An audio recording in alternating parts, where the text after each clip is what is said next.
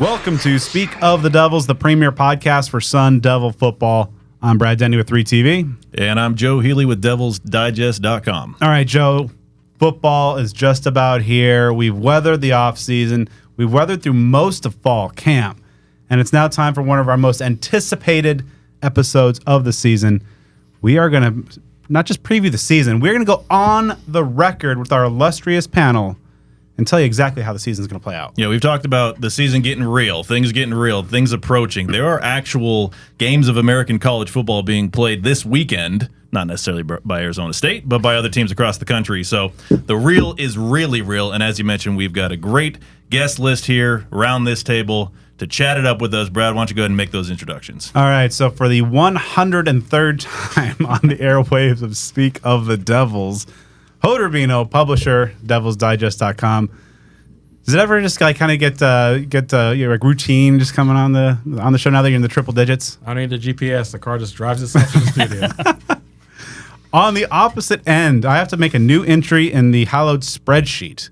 Although by our own, like I will admit, this is way overdue. But Jordan Hamm, Sports 360. If you followed sports in Arizona in the Valley for any length of time, you know this esteemed gentleman here. Jordan, thanks for coming in. Thanks for having me. Hode, I'm coming for you. Only behind by 132. Let's do it. Well, I mean, really, the first benchmark is to beat Jack Loader. Okay, I could do that. He's like at 6 or something like that right now. Yeah, we can make that happen in a couple of months. Yeah, we can really ramp things up. So do you have any idea off the top of your head what the total guest list of all time, like how many names are on that list? Oh God, it's 530 unique people, human beings. So you're one of 500 some odd now. There we okay, go. right on. And then totaling unique being the operative word there. I'm sure. Yeah, like we're over like 1,000, 1,100 total guest appearances. Wow. Yeah, I have a spreadsheet. I'm a stat nerd. So yeah, it's we're closing in on 700 releases and 800 hours of content. And this will be the last release prior to the birthday, correct? Which that's on 25th. No. Maybe last full show, yes. Right? I don't know what day. It's 20th? Yep. Today's they the 20th. All blur together. Yeah. So the time of flat circle. The 25th will be, I believe, Sunday. This coming Sunday. Yeah, So happy birthday to us is basically the message there. And you know what? If you want to celebrate that birthday of ours, excellent segue here. Get on out to Burrito Express this Sunday, August the 25th, our birthday. How about that? From 9 a.m. to 11 a.m. Free drink with a burrito purchase. If you don't know what that is, it's a special burrito they have for Cam Scadaboo, of course, running back for the Sun Devils. There'll be giveaways as well. There will be appearances by Sun Devil student athletes, Cam Scadaboo, Lee Fatanu, Coben and Trenton Bourget, Ben Coleman, our guy Ben, and more. On their graphic, they have a big question mark, and more. You can find out what that and more is by going to Burrito Express between 9 and 11 a.m. That's specifically at the Tempe location at 933 East University Drive, right there, not terribly far from Mountain America Stadium. Go get yourself some grub. Check out the Sun Devil student athletes. Support a business that we all know heavily supports Sun Devil athletics.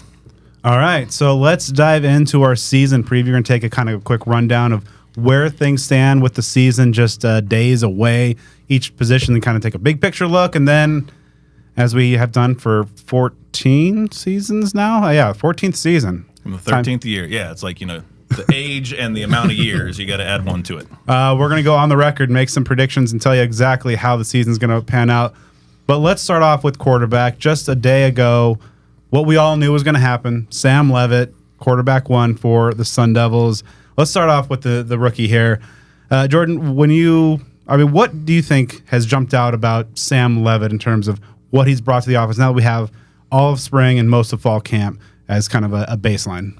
I think he's just steady. He just doesn't get too high, doesn't get too low, can do a lot of good things really well. And, he can air it out a little bit. He can run if he needs to. But I think the thing that jumped out and the stats that the coaching staff supplied to us this week after they made the decision is he takes care of the football. Yeah. He threw, up until that point, he had thrown 2 interceptions in about 300 team reps.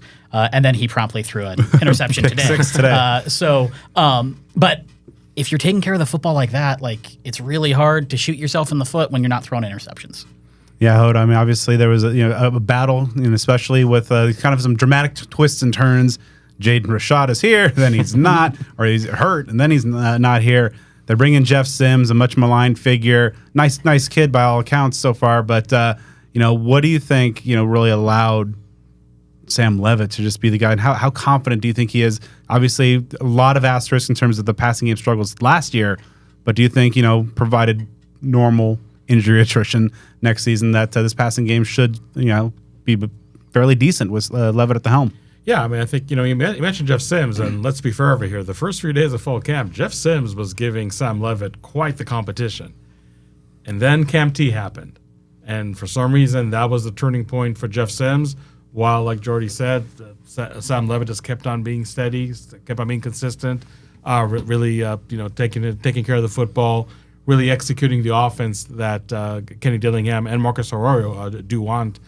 And I also think, when you talk about Marcus Arroyo as far as the offensive coordinator, he's somebody that comes with a great pedigree, the one that groomed Justin Herbert at Oregon. We see what he does now in the NFL with the Los Angeles Chargers. So I think that, choosing Levitt as a starting quarterback just to have an expert opinion like Arroyo over there in the room, I think should make Sun Devil fans feel that this definitely was the best selection. But, stats don't lie, film doesn't lie. And I don't think there's anything that the coaching staff saw, not only throughout fall camp, but even going back to spring practice, that made them not feel that Sam Levitt really was the front runner to win the starting job. Jaden Rashada left ASU because he knew he was not going to beat Sam Levitt. Maybe Jeff Sims thought that it could happen, but unfortunately he was his own worst enemy with all the mishaps and all the turnovers that he had starting in Camptown, Arizona, and even coming back to the Valley after that. So, Sam Levitt just being very steady, very consistent, almost mistake-free, and really just having the best grasp of this playbook. Those are all the reasons why he's the starting quarterback of the Sun Devils. So, fellas, I'll open this one up to you all since you guys are out there on the scene, at practice, seeing it all. The common comparison that's come up with Sam Levitt is a guy that wore the same number as him about 10 or so years ago, played real well around here. I don't know if it's hopeful optimism or maybe a legit comparison. Do you think Sam Levitt can beat Taylor Kelly for ASU in this era under Kenny Dillingham? I think Taylor Kelly, I don't want to call him a game manager because I know sometimes that's a really derogatory term for quarterbacks. But I think Sam Levitt, in terms of being a more polished signal caller, I think that there he does have an advantage over Taylor Kelly.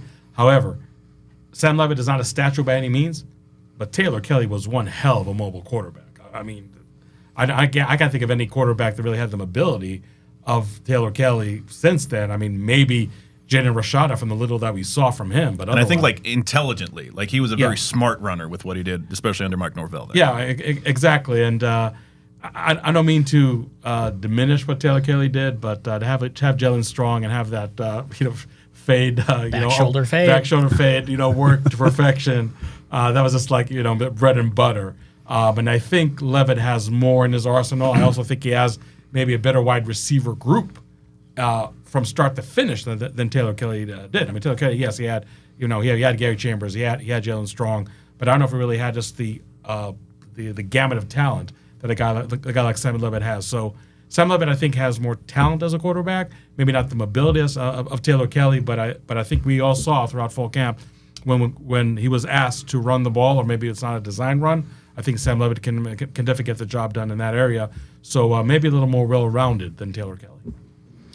That's the thing I'm most intrigued by with Sam Levitt, too, is his ability to run, because you can't really replicate that in camp. But when you're in a live game, you'll see when he picks and chooses to tuck and run. And like you said, TK was really slippery and could really find those times where it was 3rd and 5 and he just got 7. And so we'll see how Sam Levitt is able to do that. I think he probably has a stronger arm than where Taylor was, especially at the beginning of his career. But you sense there's a trust between him and Kenny and Marcus Arroyo. And yes, it's the beginning of the year. Things can obviously change. But seeing year 2 with him, seeing potentially year 3 with him, that's very intriguing to me, seeing what he can grow into. Yeah, I totally agree. I was going to say the stronger arm element right now. And TK was a redshirt sophomore when he won the job in 2012. So a year advance on Levitt. But yeah, the mobility for Levitt has really been impressive to me. There was that one the other day where he ran all the way to his right, still looking on, he kept his eyes downfield, reverse course all the way. And I think it was after like a penalty, so it was like 3rd and like 12, 15, really long. Turned it and made it. And like he's made a couple of those plays, and he's not making the kind of, you know how fans kind of got on Manny, the one read and run. Like he is using that mobility to buy time and letting the plays down the field develop. Now there's still some redshirt freshman mistakes in that regard, but I think the upside is definitely there. And obviously I think he was a 4-star recruit for a couple services. So, you know, certainly the initial pedigree is ahead of where TK was, but obviously he's got a ways to go to get to 11,000 total yards, total offense. And that is a high standard, but I do feel that, you know, with his arsenal of skills, and as you mentioned, kind of, he's got some weapons here. We got certainly a loaded backfield to help him out. Mm-hmm. The rapport with Jordan Tyson has really blossomed since late spring. So I think that, you know, provided the offensive tackles, which we'll go get to, can hold up, I think that there's a decent chance this could be a passing game that doesn't have 7 touchdown passes a year ago or something. And I saw that the other day, and it was like I still couldn't believe it. It was like the lowest since like 89. Unreal. And the fact that it doesn't go even further back than that is wild. World War II or something. Yeah. We don't need many more of those superlatives from the 40s. Yeah. So I think the big question now is who's going to be number 2. Obviously, right now, Jeff Sims, per Kenny, is the number 2 guy. But I think, as you mentioned, Hode, like the trend line for Sims has been at a just degrading over time. Trent is Trent, I think. I mean, we know what he's going to get. He's going to best suited to kind of play that point guard role. But you know, if Sam should go down, where do you think is the best? What would be the best fit for what this Sun Devil team wants to do? I see Sims still in those special package situations, a la Michael Eubank way back in the day, but I think maybe having more success than Eubank, if I'm being honest. Those momentum-killing substitutions in the red zone. Yeah, I mean, no, and also people said, well, okay, well, as long as Sims doesn't pass the ball and just does a read option play when needed, then maybe he'll have even more value than Levin in that department. I said the other day that even if Sims ends up being number 3 and Trent Bourget is number 2, I still think Sims would see the field before Trent Bourget just because of those special packages. But I'm not giving up yet on Sims as not being able to contribute. Even when he is asked to pass the ball, maybe there's just less pressure off his shoulders right now. It's okay. I'm the backup.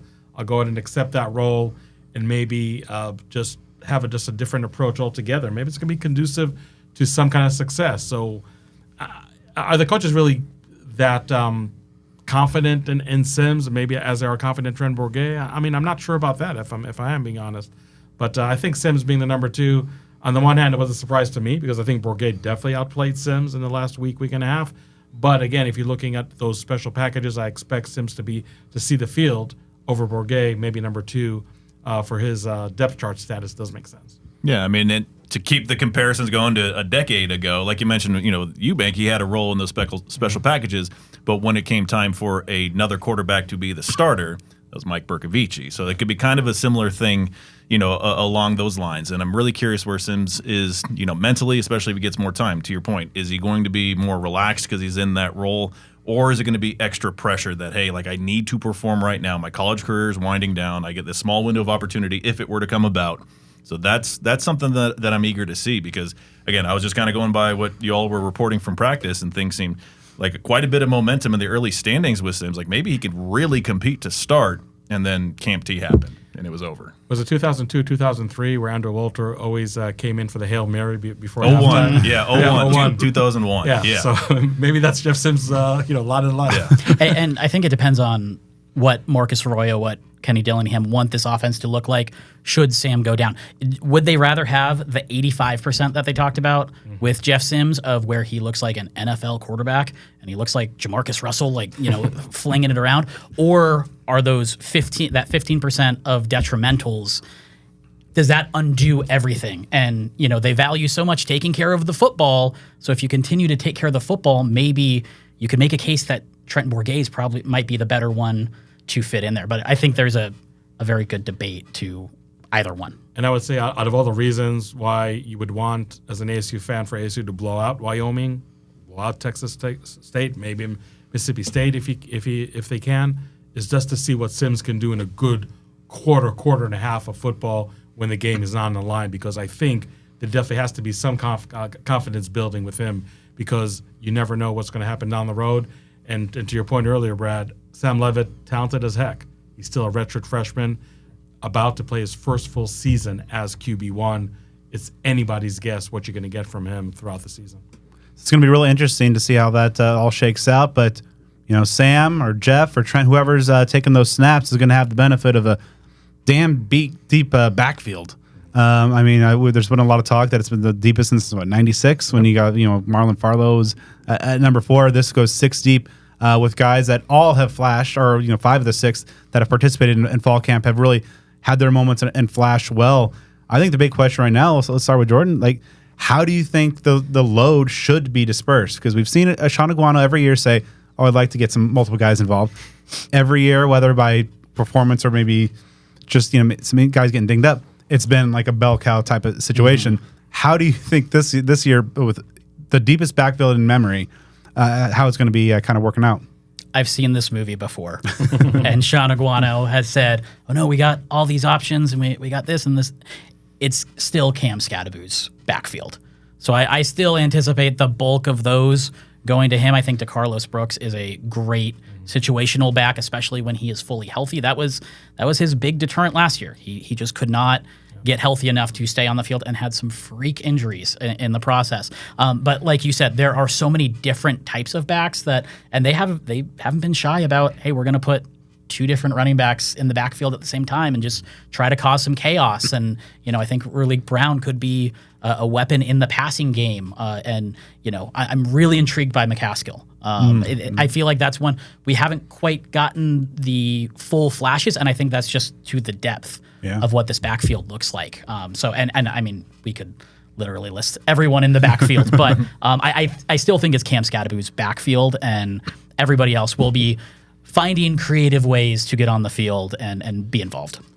There are many seasons where ASU coaches would not even dream to redshirt somebody with the talent of a Jason Brown, true freshman. And on the one hand, you really have to redshirt him because he is number 6 in the depth chart. But on the other hand, every time he gets an opportunity, and sure, he's playing second, third team defenses more often than not, but he just flashes so much. Such a talent. Obviously, one of the highest rated, if not the highest rated, true freshman of the Sun Devils class. But DeCarlos Brooks, we remember when he was missing last year because of injury, that ASU running game really, really took a hit. And maybe the running back by committee that the ASU coaches wanted to employ DeCarlos Brooks, quote unquote, ruined their plans.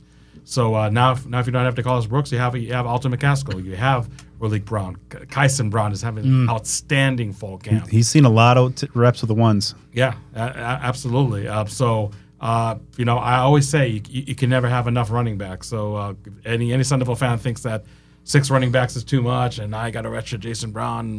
What a pity. Trust me, ASU is sitting pretty with the running backs. And I said that many times before, just talking to my colleagues around the Big 12. It looks like they're really big on the keep away defense.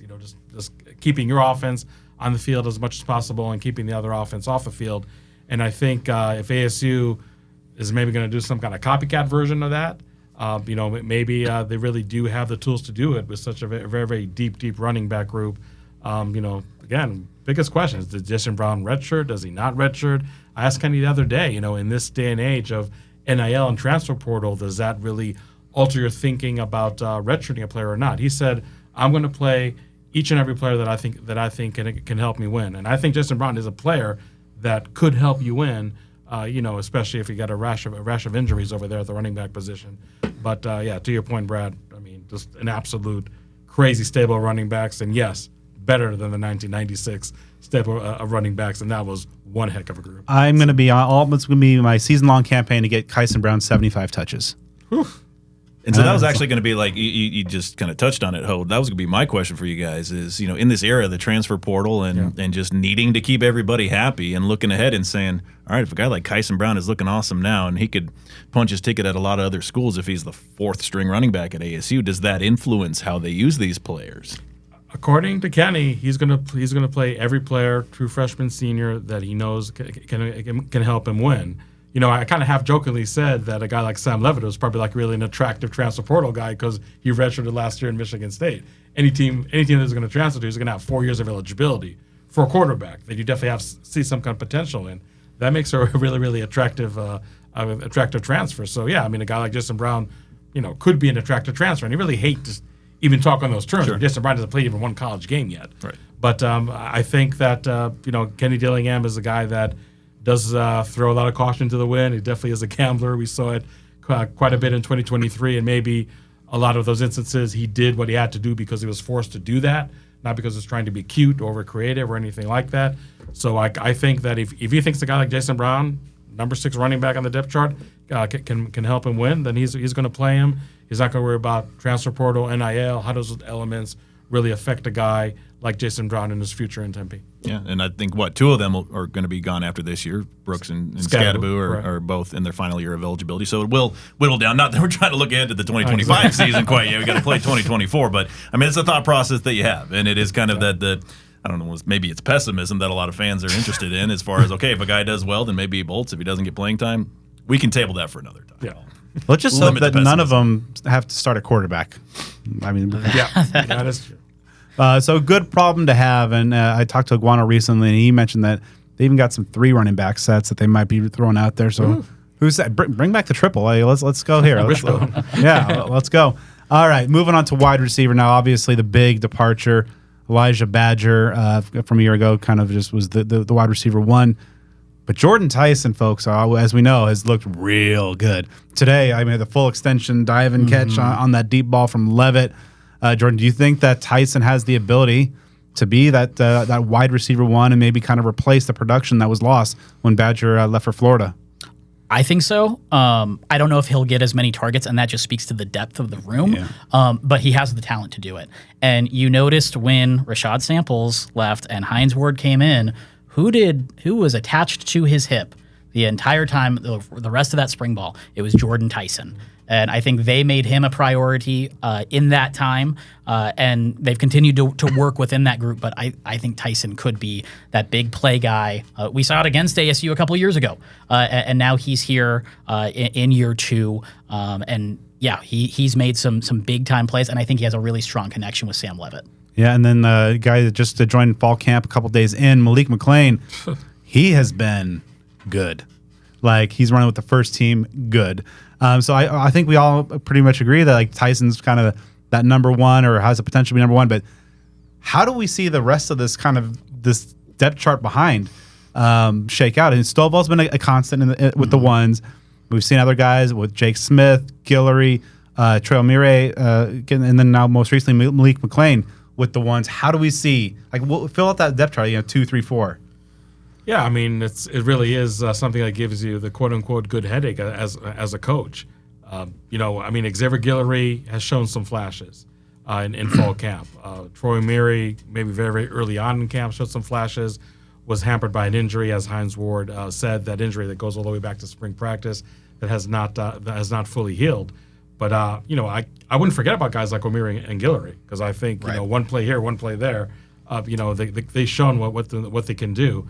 But Malik McLean, Melquan Stovall, and Jordan Tyson, if those are the 3 wide receivers starting against Wyoming, I don't think that would come as a surprise at all. Jake Smith, if that's your first guy off the bench, you're in pretty good good shape. Even a guy like Zacharias Sample, again, not getting that many chances, but in that scrimmage last Saturday, every time he touched the ball, and he also was a returner for most of the scrimmage too. I mean, really, really opened some eyes. Derek Excubio, the walk-on. Yeah. I mean, he's going to play. He is going to play a lot. I mean, I think the fans already are familiar with his name, but in terms of being the number 2 slot wide receiver behind Melquan Stovall, that's probably his job, because now Jake Smith is really going to play more on the outside and not in the slot. So it definitely is a deep and talented wide receiver group. And I would say that if the passing game is not clicking, I have a feeling it's going to be either because Sam Levitt is struggling as a redshirt freshman quarterback, or because they're having issues, and then we'll talk about it in a second, at left tackle and just in pass protection in general. I just don't think this wide receiver as a group is really going to fall flat on their face. And Brad, Hines Ward won't let them do that anyway. No way. No.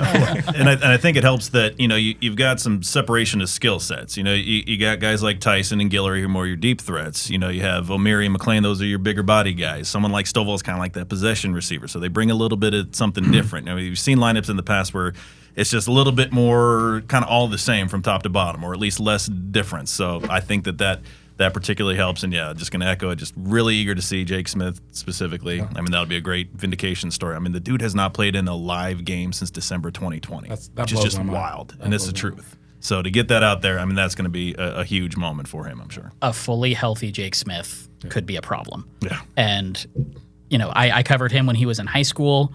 Best Arizona high school player I've ever seen is Christian Kirk. The closest thing stylistically to Christian Kirk I've seen is Jake Smith. And he was able to do it as a freshman All-American. Mm-hmm. And like you said, he has not played in a very, very long time for a lot of different reasons. Very few of them had anything to do with. Right. So he's ready, and I've talked to him a lot about it, and he's had probably a pretty darn mature approach about it. So I think that he could be, and I think it's very important. They've been very careful with him throughout camp. They know when to push him. They know when to pull him back. So I think that's going to be huge for him this year. Plus, being a contributor on special teams as well. I mean, just like him, Zechariah Sample, like those could be some difference makers. They have some explosiveness to them. And the last 2-3 weeks, especially the downfield ball to Jake Smith has been whether it's Smith or Sims or Levitt, they've had great success. So really interested to see exactly how this pecking order plays out. So what I want to see with that is have ASU receive against Wyoming, put Jake Smith on kick return, take it to the house, first play. That's vindication. And then if not, play action to Tyson. Right, there you go. That's plan B. Yeah. All right, so moving on to the tight end position. Completely new room in terms of the scholarship guys from a season ago. Obviously, Cameron Harpole, Marquise and Douglas came in the spring. Shimon Mateer joined up and seems to have now risen firmly in that tight end one spot there. But this is an offense that would like to use tight ends. Do they have a dude, though? Because all these guys have really not been able to prove it. I mean, Mateer had 5 touchdowns a season ago for Cincinnati, but just can any of these guys be a dude in the Marcus Arroyo, Kenny Dillingham offense? I think Shimon Mateer can. I just think that as much as the coaches want to play a lot of 2 tight end sets, again, something you're going to see from a lot of Big 12 teams out there throughout the season, they doesn't have the depth to do that.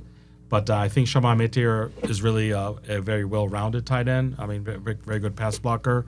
Obviously an excellent receiver. Marcus and Douglas, he's the reason why Bryce Pierre left, because Bryce Pierre knew, I'm not going to be the starter here. So Marcus and Douglas is really the one that ended spring practice as the number 1 tight end. Enter Shimon Mateer, just like Malik McLean, didn't fully practice until practice number 3, practice number 4.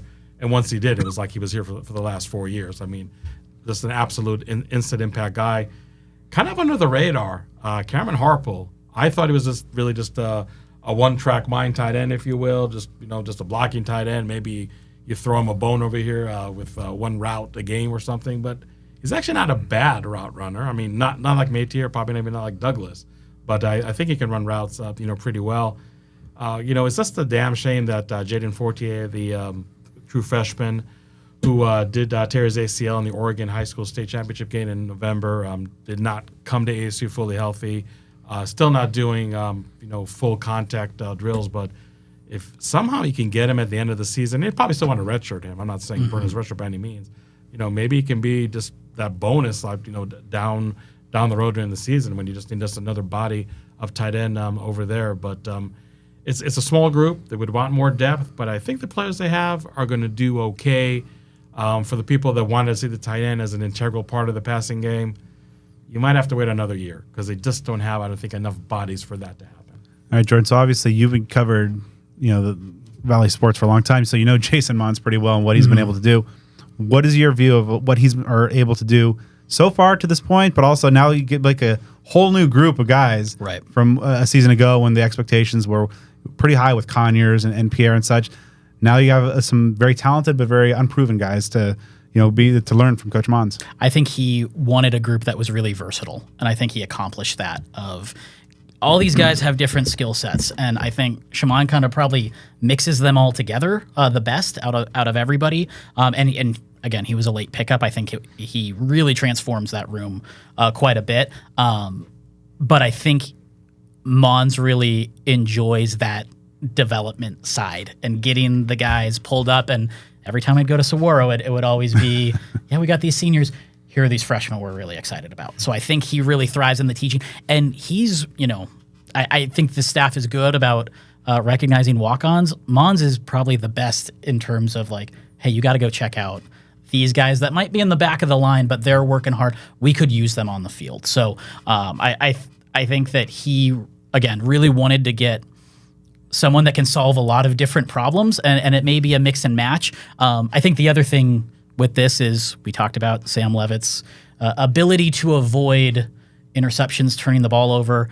That tight end can be a really great safety valve for him. Maybe we're talking about these deep balls to Jordan Tyson, but you have Shaman just running a little flat right there. That could be pretty productive for them this year. So just given the whole revamp, I think this is one of the most intriguing position groups on the roster, because if you just go on paper or by highlights, I mean, there's a lot to be intrigued by. Mateer caught 5 touchdown passes for a really bad Cincinnati team last year. Douglas just has the measurables that stand out at you. 6'4", 6'5", about 280. He's got like offensive tackle size and, much better than that athleticism. And Harpole, by all accounts, has been exceeding expectations. So if you just take that, there's some intrigue.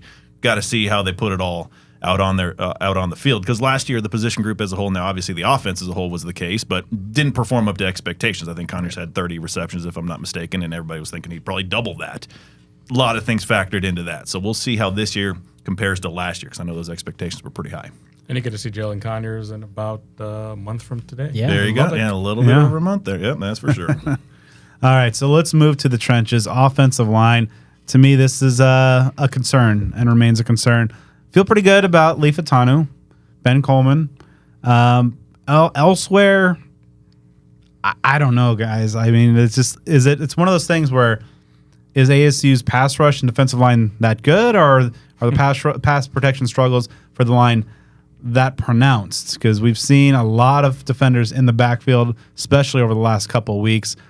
The right guard position, there's been a rotation. Josh Atkins got the last couple, some availability issues, perhaps factoring in there. But right now, maybe we'll start just on the outside. The tackles, like, how do we feel right now?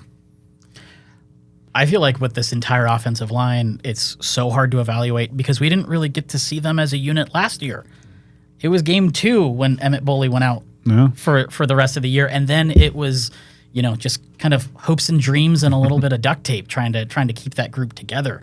So this has been the group that I have the most questions about and had the hardest time pinning that down kind of for that reason. I think maybe it's not talked about enough, but just Bram Walden not only being injury prone last year, but having some injuries to deal with right now in full camp. I'm sure people saw him in the Camp T scrimmage with the green jersey. That really, I think, really put a monkey wrench, I would say, in the offensive line, because I know Sakatu Tele wanted to move him to guard.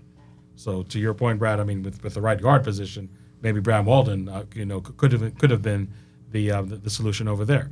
Obviously, left tackle is where a lot of people projected him to be there. I know, obviously, the absence of Jalen Clem, I mean, does cause an issue. I mean, honestly, I didn't think Clem was outstanding in spring. Is he better than Emmett Boley, who's probably going to be the starter against Wyoming? I don't know about that. But there's definitely something to be said about ASU's pass rush just being really, really good. And it's not just the starters anymore. I think the depth they have right now is just really, really intriguing. So it is kind of maybe hard to stand out that way. I will say that, in terms of run blocking, I actually think this unit does a good job. I mean, they have, again, one heck of a stable behind them, and the offensive line is really playing that way. That's why I said, when you asked me about the wide receivers, I'm not worried about the wide receivers as a group as far as the talent or as far as the capabilities. I'm just more worried about, is there going to be enough pass protection for a young quarterback like Sam Levitt to deliver the ball when he wants to deliver it and how he wants to deliver it?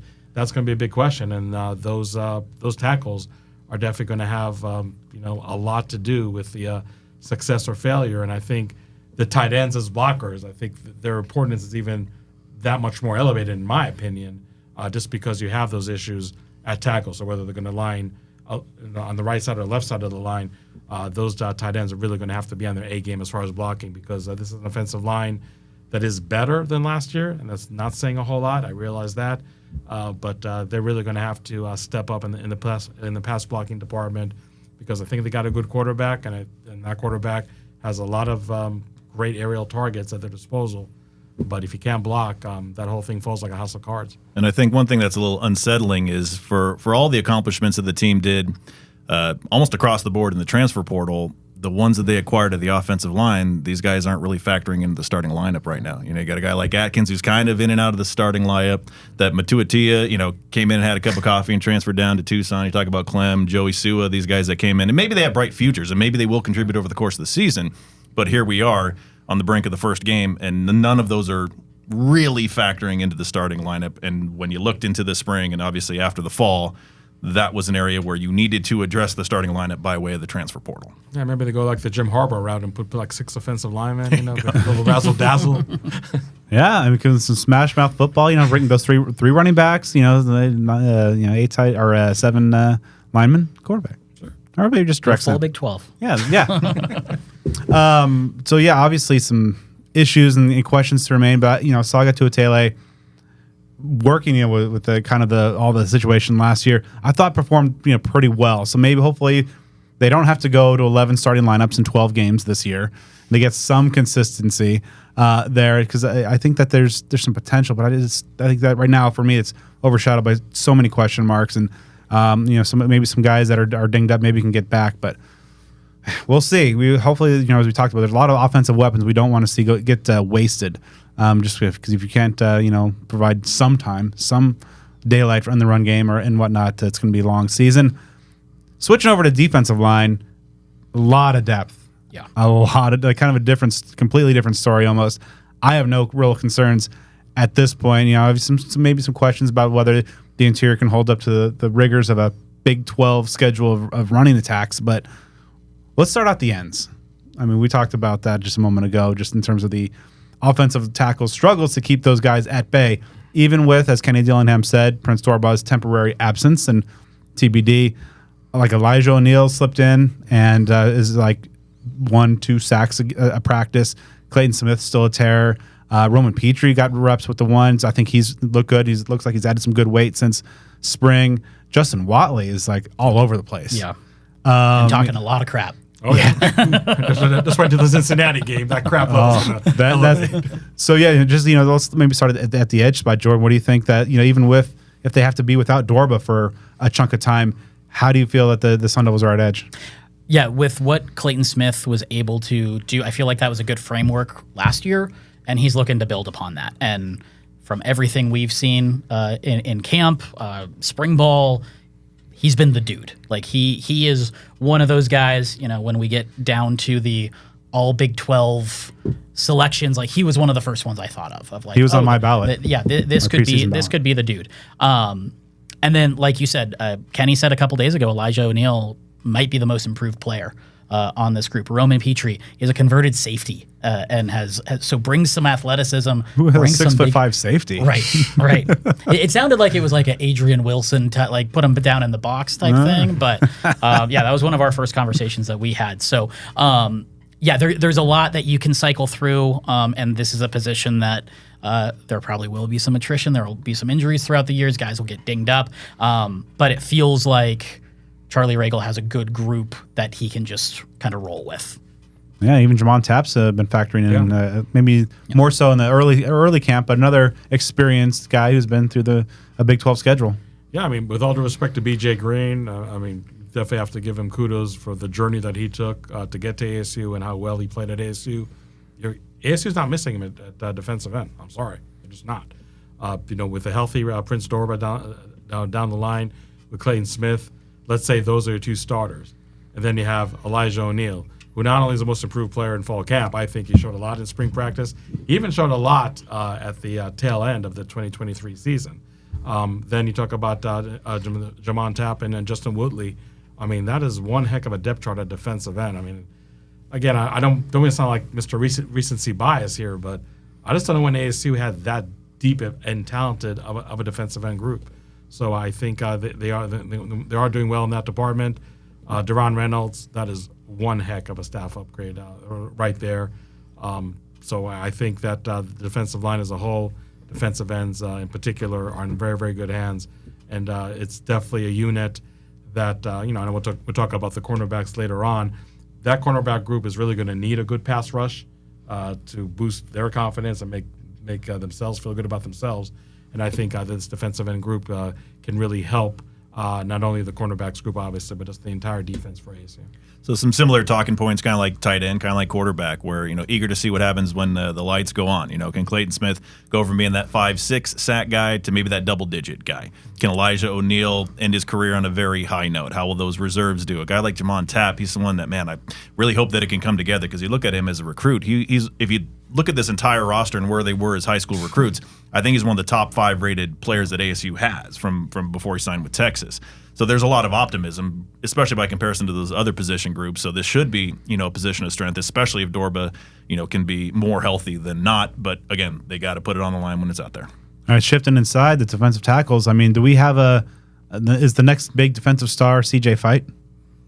I think they've been pumping him up like he has been. Certainly, yeah. And it's been on the field, it's been off the field. He's one of the young guys on the leadership council. And this is someone from really the jump that Kenny's really been banging the drum for. And even last spring ball when he came in, as he should have been in high school at the time and was making an impact. So I think there's a lot of anticipation to see what he can do. He's transformed his body as well. It feels like he moves around a lot better now as well.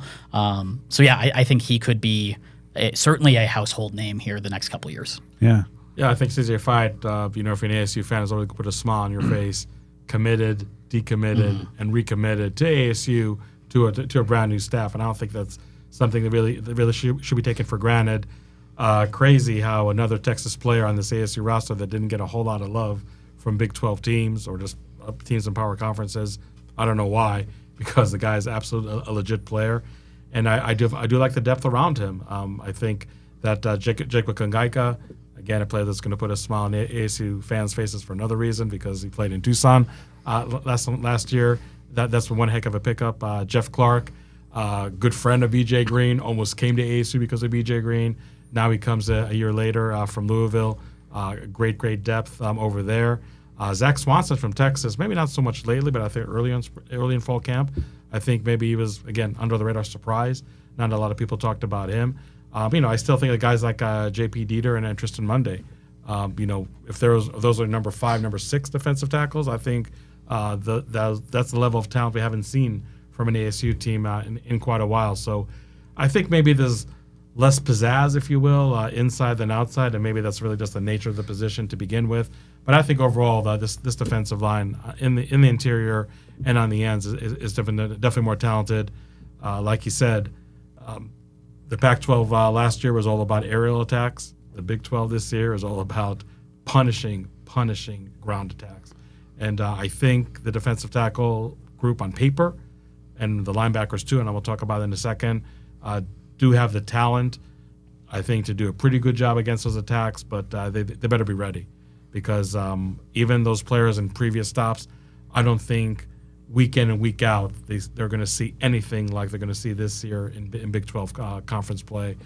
Those running games are just absolute no joke. And I think for CJ Fight specifically, not only will he have the opportunity to be a star, but they'll need him to, for the reasons that you just outlined, as far as just the types of offenses they'll face in the Big 12. Last year as a true freshman, if you kind of get anything out of a guy like that, that's a plus. And now you shift everything, and he's being portrayed as a team leader, and he certainly is that. Now it's that pendulum swinging of, okay, you cut your teeth as a true freshman, now you need to take a big leap year 1 to year 2. Sounds like he's ready for that, but that will be on him to do that, not just for his team, but to combat what's going to be coming at him from the ground. Yeah, I think if I had to make a list of the most important players on the team, I think CJ Fight definitely makes the top 5, again, just because of the type of offenses the Sun Devils are going to face for most of the season. Where did he land on ours? He was in the top 10, obviously. Yeah, I think I had him at 5. There you go. I forget where we kind of deviated a little bit, and then we came back around. He was definitely present in he both was of our in both top our 10. top 10s, that's for sure. Yeah. There you go. All right, so another guy who's probably, I think, in both our lists, or at least should have been if I omitted him, which now I think I might have. Keyshawn Elliott at linebacker has been pretty damn good, and he's going to be wearing the green dot with the new Helmet Communications. It seems like they've been kind of rotating a little bit. Jordan Crook probably seeing maybe the more one reps beside him than the other guys, but they're all like Caleb McCullough, Cyrus Fiasay have also been seeing times there. But Keyshawn Elliott, 111 tackles a season ago at New Mexico State. Good New Mexico State team. 10-win team. A 10-win Aggie team. How often can we say that? Is he going to be able to be kind of that second-level difference maker that perhaps we thought Trey Brown might have been? Obviously, he was battled some injuries, but there's a lot of steady play at linebacker last year. But can Keyshawn bring star-level play? This was a group, I feel like, from last year overachieved just because of the depth issues that they had to battle. They got a lot of good football out of those linebackers, and there weren't many that played at that position last year. This year, they bring in Keyshawn, they bring in Cyrus, they bring in Jordan Crook. I'm probably missing a couple of guys here, but I feel like this is now one of the deepest positions, and Keyshawn they've made it very clear, like he's leading the way. He is the guy, he's the one that sets the alarm for Camp T to wake everybody up. He has been so impressive in what we've been able to see on the field that I think he's another one of those that is all-conference consideration. And as he goes, I think this Sun Devil defense is going to go. One of my favorite types of football players are just those linebackers that just every stat category, they got something. Tackles for loss, sacks, picks, a lot of tackles, pass deflections. And a guy like Chris Young from I was just about to say, no man. He did everything. It wasn't just like all tackles and just a pass rush specialist. Keyshawn Elliott has that makeup. Who do you think are like beside him? Because obviously Keyshawn's going to be wearing that green dot and kind of being that quarterback of the defense. How do you see the rest of the group filing out? It just depends, I think, really on the opponent. And I know maybe that's kind of the easy answer to say about any lineup, but Jordan Crook really brings the athleticism, the blitz capability. So if your opponent's offense kind of lends itself to more opportunities in that area, then maybe Crook is the one that starts alongside Elliott, or at least gets most reps in that group of any player not named Elliott. But Cyrus Fiasay, I think, might edge Caleb McCullough, for snaps. And I think Caleb McCullough didn't have a bad full camp by any means. I just think that the talent level and the competition that McCullough is facing this year compared to last year is really night and day, and that is taking a toll on him to some effect. But I think it might just be a toss-up between Fiasay and Crook again, depending on the opponent. Fiasay, if it wasn't for Keyshawn Elliott, I think we would talk about him as being the stud of the group, because here's a guy that was the team MVP at San Diego State. A captain there too for the Aztecs. Just one heck of a pickup. And it's funny, Brad, because when I followed the recruitment out of the transfer portal for Fiasay and Elliott, I didn't see a lot of teams falling over each other trying to get those players. And I'm thinking on stuff like, why? Because you just see the way they play for ASU. It's like, what are these other teams in power conferences didn't see that ASU did see? And at this point, I think the scouting level for ASU this year, I think, has been off the charts good, especially when it comes to transfer portal players. I mean, again, between Shaman Matier and Malik McLean as post-spring additions, are you kidding me?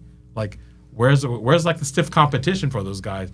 And when Kennedy Dillingham says, we're a team, a bunch of rejects, the original teams, didn't want these players and everything.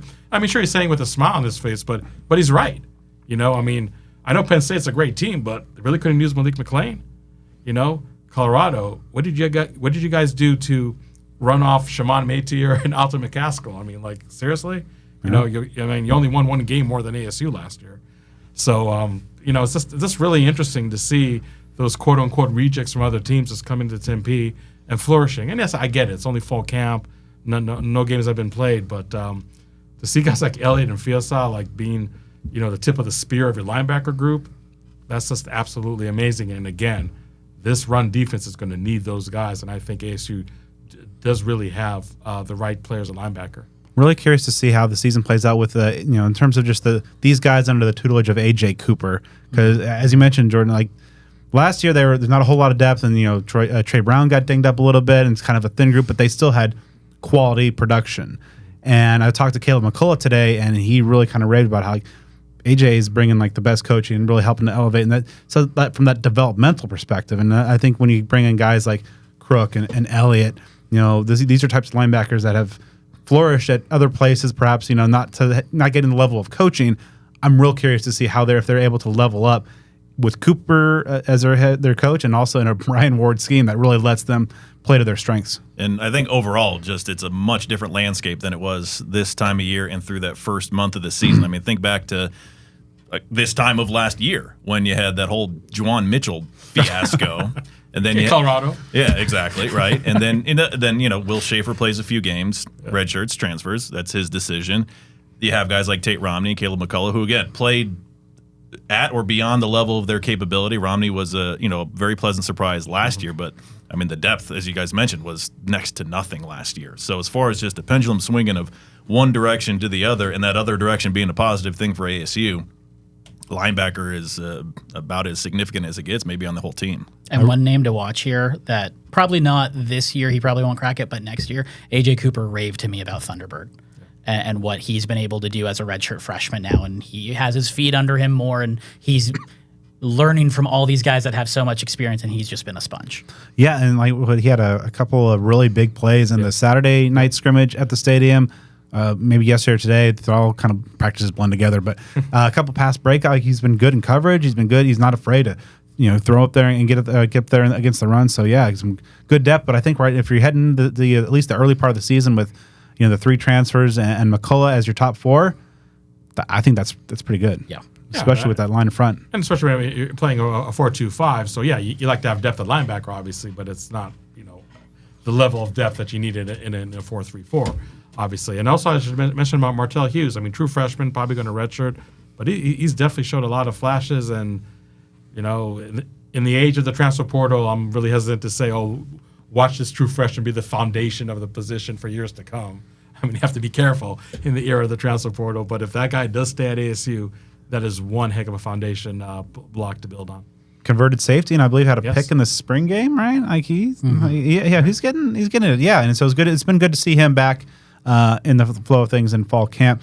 All right, so heading to the secondary. Let's start at corner.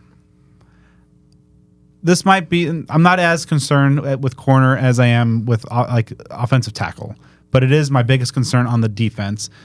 Not necessarily because of the talent level of the guys, but just we haven't seen any of the guys do it for sustained periods at this level. Keith Abney flashed pretty well as a true freshman in limited work. Javen Robinson knows the scheme. LaTerrence Welch, when he's been in practice, has looked really good, and I think would make a serious run at a starting job. And then Rodney Bimage, those have been the top 4. He's just a true freshman, hasn't played a true snap at the FBS level. Jordan, how do you feel about what we've seen from the corners in terms of, obviously this is going to be a run-heavy league, but still, they're going to need to defend the pass. And there's not a Roe Torrance type among that group. Like, they're all built pretty similarly. I think it's talent. We just haven't seen the experience. So I would anticipate at some point this group may have to take their lumps a little bit, but it'll be a big year of growth for them. And a lot of freshmen too. A lot of freshmen, and Coach Carrington, you could argue, is the best recruiter on this group. So he knows talent. He knows how to develop talent. So I think that it's just the best way I can describe this particular group is just unproven talent. There's a lot to be excited about what they could be, but what's the roadmap to get to that where you feel really, really good about this group and comfortable, and you've seen it happen on the field. And hopefully there's some benefit in all likelihood the best quarterbacks that ASU will face this year, they faced last year. Yep. If you're talking about Fifita or Cam Rising in the past, maybe not last year, but in the past. And you can even throw Bowman from Oklahoma State in there, because ASU obviously played that team each of the last 2 years. You don't face Sanders in Colorado, and a lot of the other Big 12 returning Big 12 quarterbacks are maybe not quite as dangerous as, you mentioned multiple times, it's a run-heavy league. So hopefully that adds something that can be of benefit. I'm not Daniels, sure Johnson how much. are more runners than passers in that schedule. So maybe, just trying to find some silver lining. But yeah, of course, on defense, it's the greatest area of concern, but just because of an unknown, as you mentioned. It's not necessarily there's been play and it's been concerning, maybe like you could say about the offensive line. Just don't know what we don't know. Yeah, I thought it was the most interesting thing about the Big 12 media preseason poll was actually picking first team and second team. And here are these Big 12 writers, don't know a whole lot about the 4 teams joining from the Pac-12. And they picked Cam Rising as first team quarterback. And I think it was Nafafita, second team quarterback. And if they had a third team, they probably pick Shadur Sanders. So it's almost like they have, even the Big 12 writers don't have a whole lot of respect for the returning Big 12. I mean, I put Jalen Daniels, so yeah, so you showed some respect. Yeah, to your new surroundings there, but yeah, I mean, if there's going to be any kind of area of weakness in the Big 12, yeah, I guess cornerback maybe can get around it. I mean, if ASU's still in the Big 12, in the Pac-12, I'm sorry, and they're facing the same caliber of quarterbacks with this cornerback group, yeesh. That could be a long, long season. Like you said, I mean, at least they'll hopefully have the benefit of the pass rush being the front six. Exactly. No, I was going to say that. I mean, if the pass rush can play at the level we expect them to, maybe even a little overachieve, that can be a huge, huge help for this for this cornerback group. But just like we're talking about maybe the offense taking some lumps with a young quarterback like Sam Leavitt, maybe this cornerback group is going to take some lumps with a unit that's fairly inexperienced. I mean, LaTerrence Wells does have some good experience to him, but Keith Abney did not redshirt last year, and I think he's a very, very talented player. But yeah, there really is a lot of unknowns. But again, be thankful you're playing in the Big 12 and not the Pac-12 this year with this level of cornerback talent. All right, let's round things out with the safeties, and as we should point out, nickelback Mason Williams has decided to retire from football. It's a loss. It's a veteran presence, a guy who's been playing pretty well, was running with the first team at nickel throughout spring and the early part of fall camp, had been absent, I believe, since he participated through Camp T, right? And then has not been present since. Yeah. Thankfully, this is an area where I think that the Devils are pretty deep. Oh, yeah. Cole Martin, we've talked about a lot, he was battling Mason for that starting job, and we've seen it in about the last week or so. A lot of the safeties, Shamari Simmons, perhaps most notably, getting a lot of reps at nickel. The look we've seen on defense the last couple days was Shamari at that nickel spot, where he had the pick 6 of Leavitt today, and then Kamari Wilson, the Florida transfer, playing alongside. Spoiler alert: my pick for one of the Big 12 all Big 12 first and second team additions, Xavier Alford. How do we feel about this safety group? Because we talked about it's pretty deep. Ghost Rousers in that group. Montana Warren, who just has absolutely no regard for his own body or the body of anybody else's, throwing it around. It would deliver some big hits.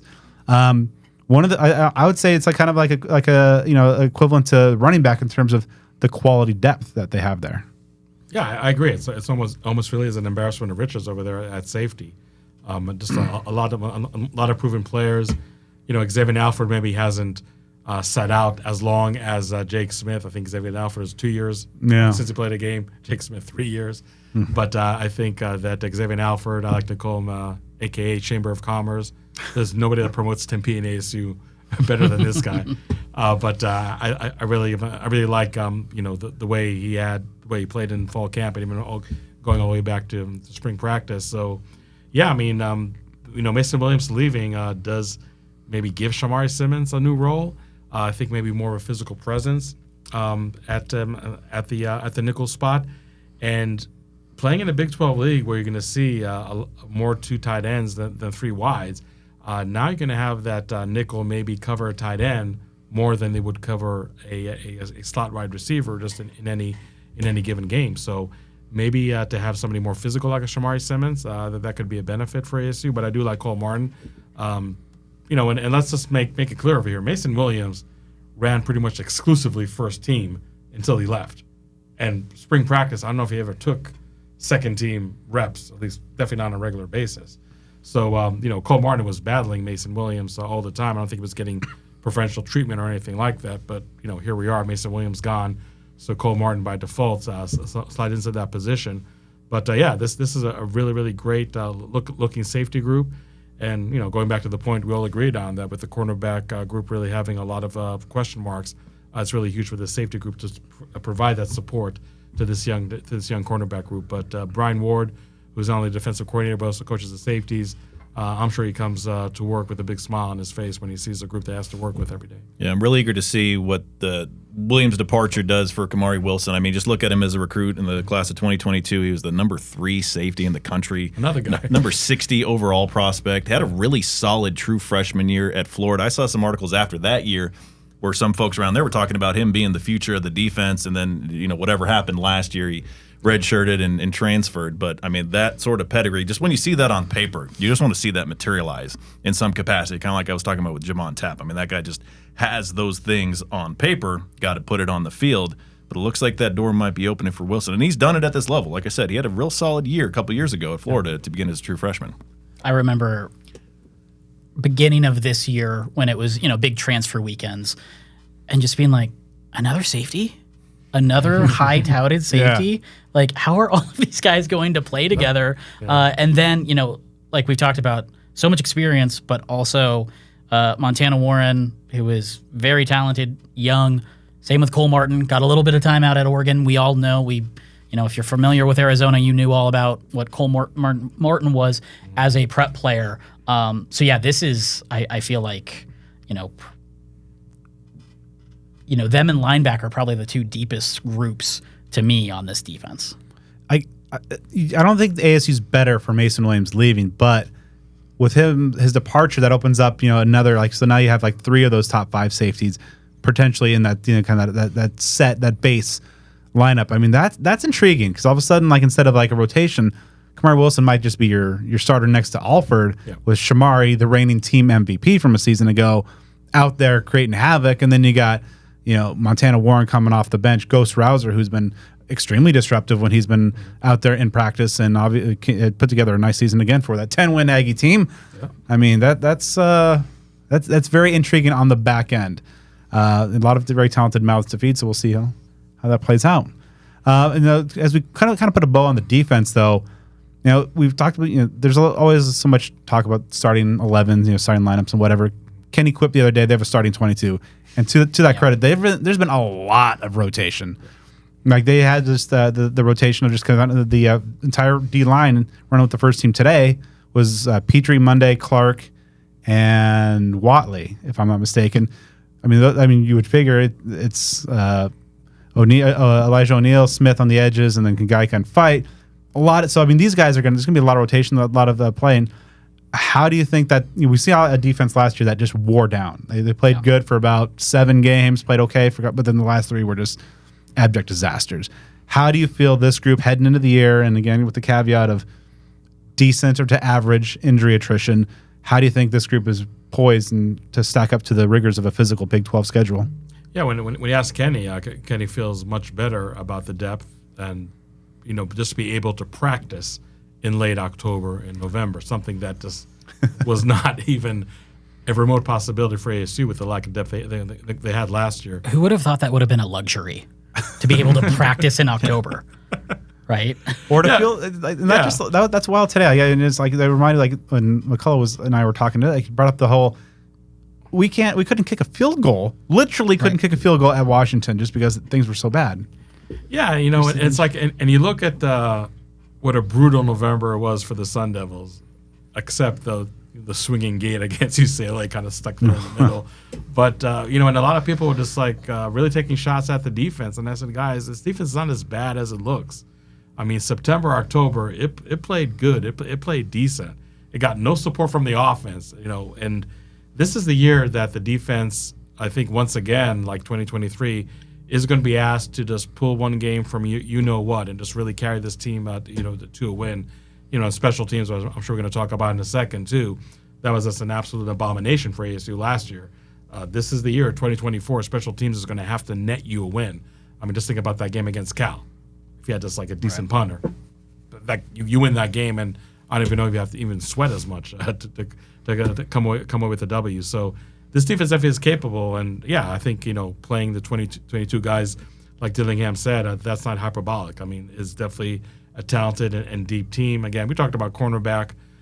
That's going to be somewhat of a question mark. I mean, yeah, there's kind of depth, but is there experience, proven talent? Probably not. I should also mention, I don't know if you guys mentioned it, but to me, Ed Woods is the biggest loss that ASU had to the transfer portal, more than any other player. And yes, I didn't forget about Badger, didn't forget about B.J. Green, didn't forget about Jalen Conyers, didn't forget about Jen Rashada. But those are the positions that those losses, like, they could be absorbed much easier than like cornerback. Absolutely. If Ed Woods is still at ASU, I think all of us at this table, everybody out there that follows the team, looks at the cornerback group in a whole different light. Woods and Mason Williams were two guys that just slowly and quietly year over year got better and more impactful, earned more reps. And I think McCullough's on a similar trend line, but like Woods was playing really well, and just I think it was like maybe a day or two after I interviewed him after one of the spring practices. Oh, he's gone now. Yeah. If this defense can enjoy an offense that can not pitch itself 3 and outs, like they did last year, then this defense is really poised to have, I think, a pretty good year. I don't mean to belabor the point about the run defense, but I think any defense in the Big 12, not just ASU, they're going to rise and fall on their ability in that specific element. So ASU is no different there, but I do think that they do have the tools. And the consistency is going to be the big thing. I remember, last year when, you think about the narrative and the great job that Brian Ward did and the thought process of, is he going to go to the USC, like when Alex Grinch was fired? Sure. Like that was the thing. And they got the extension. And then I think that was the week that Utah game happened, which that was just a mixture of misery. But there were those ups and downs. And obviously there were those, heavy downs at the end of the season. When you play teams like Oregon and Arizona, as much as I don't want to give them any credit for anything, those are high-powered offense. So, that's something where that, to an extent, but that first half against Oregon was miserable. But again, a lot of things that added up when you got to that point in the season. But for this year, that consistency is going to be a big deal. Last year's group also didn't force many turnovers.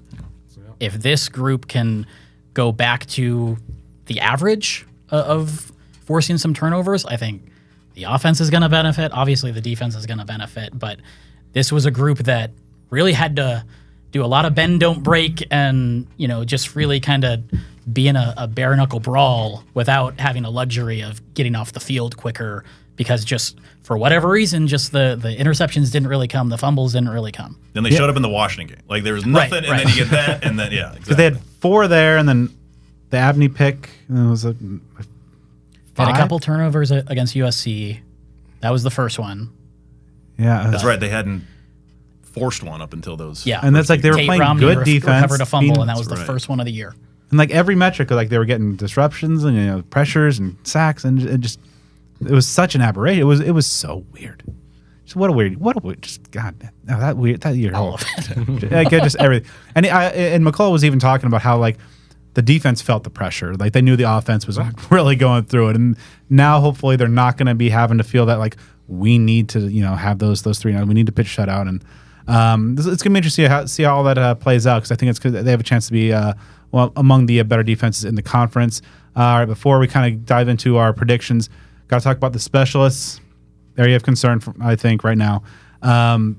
You have both the punter and kicker positions are going to be new from a season ago. Canyon Floyd right now looking like he's going to hold down the punting job. He has had some good kicks. Place kicker. I think, I don't know, but you guys have been out there as well. Ian Hershey, slight edge maybe right now? Slight. I would say so, yeah. Carson Kiefer has been around as well. We saw for the first time Parker Lewis field goal kicking. He's punted a little bit. Yeah. Ball sounds a lot different off his foot. Yes, it does. That is 5 or 6 years of college weight rooms. Oh, yeah, just so the way he's built really like a linebacker or even a defensive end. Yeah. You say he got like a targeting? Yeah, he got kicked out of the USC Stanford game years ago, first play of the game, because he had a targeting call against him. I think I remember watching that. I remember that being like, like that's pretty cool. I don't like USC, but hey, let's go. So yeah, he's right now probably slotted in to be the kickoff guy. Yeah. Season starts today. Probably Ian Hershey, made from 46 today. There's that. But I think he's been the most consistent. Kiefer seems to have been tailing off as of late. special teams are obviously going to play such a huge role. What's the confidence level, with the season just a few days away? The bar is so low from last year. I mean, I think they can surpass it. How much they can surpass it, it's a different story. I mean, Cannon Floyd, obviously being a true freshman, the only true freshman that's going to start on this team, had a great high school career, and nationally he was ranked consistently in the top 3 punters in the class. So I think that's an upgrade there. But again, just like with Sam Levitt, you're talking about a player that's going to play his first full season in college football. I mean, granted, maybe less pressure than a quarterback, obviously less snaps than a quarterback, but how well he can perform, that's really anybody's guess. Ian Hershey has a little more experience because he also played at Idaho State quite a bit before he came to ASU. He did redshirt last year. Like I said, Brad, I mean, doing okay, kicks over 40. I mean, that's really the bar that we put now for ASU kickers. I mean, the days of Zane Gonzalez are long, long gone. But I think he'll do somewhat better than that Dario Longetto did last year. And Parker Lewis, I mean, if he can maybe transform from that kickoff guy to being the field goal guy, maybe he can actually beat Ian Hershey and actually not be the lesser two evils, but actually be just a very competent field goal kicker that can actually win a game with a field goal on the line. So it's going to be better, but how much better? You just kind of put it in the same category as cornerbacks. It's just a big TBD. And it's going to be so huge this season. I mean, I could see ASU playing in a lot of close games. The nature, as we've talked about, the running games of the Big 12, a lot of keep-away football. Field position is going to be massive. You can't have these 25, 30-yard punts. You can't be missing 35 to 40-yard field goals, with regularity. It's going to come down to the kicking and punt game. Wins and losses, I think, this season, or a lot of them are going to be attributed to that, and we'll see which direction, that goes more often than not. The other thing about field goal kicking is we're probably looking at shorter distances that they'll have to kick because of Kenny's willingness to go for it. Yeah. So I don't know how many 50-yard attempts there's going to be. It may just be Kenny says, let's roll the offense back out there. So I feel like this is the group that has been kind of the most mysterious and vague, and no one has really, at least at place kicker, no one's really like taken the ball and run with it or taken the ball and kicked with it. But so yeah, it's been interesting. I feel like every position group's been pretty open about kind of where everybody is, except this area of the team. And also, I'd say, I know you didn't mention the return game yet, but I think when Raleek Brown is healthy and ready to go, that's one heck of a returner right there. We know what Jake Smith can do. We know what Melkman Stalveld can do. Maybe Zachariah Sample does not redshirt because he's going to be a returner. So actually, and Jordan Tyson too. So I think there really is like a nice stable of return guys for ASU on that end.